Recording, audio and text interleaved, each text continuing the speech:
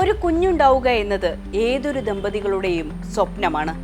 അതുകൊണ്ട് തന്നെ കടം വാങ്ങിയും ലക്ഷങ്ങൾ മുടക്കിയുമാണ് പലരും വന്ധ്യതാ ചികിത്സയ്ക്കായി തയ്യാറെടുക്കുന്നത്.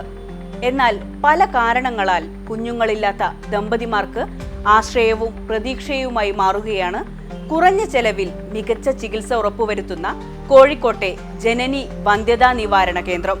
കോഴിക്കോട് ജില്ലാ പഞ്ചായത്തിന്റെയും നാഷണൽ ആയുഷ് മിഷന്റെയും സഹകരണത്തോടെയാണ് പദ്ധതി പ്രവർത്തനം.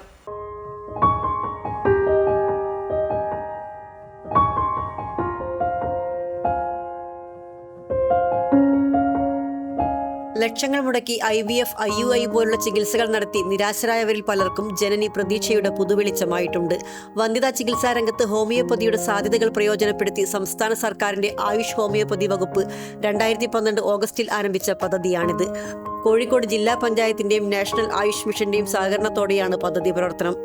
ഞായറാഴ്ച ഒഴികെ എല്ലാ ദിവസങ്ങളിലും ആശുപത്രിയിൽ ഡോക്ടർമാരുടെ സേവനം ലഭ്യമാണ്. ജനനിയിലെ ചികിത്സയിലൂടെ കോഴിക്കോട് കണ്ടംകുളങ്ങര ജില്ലാ ഹോമിയോ ആശുപത്രിയിൽ ഇതുവരെ 421 കുഞ്ഞുങ്ങളാണ് പിറന്നത്.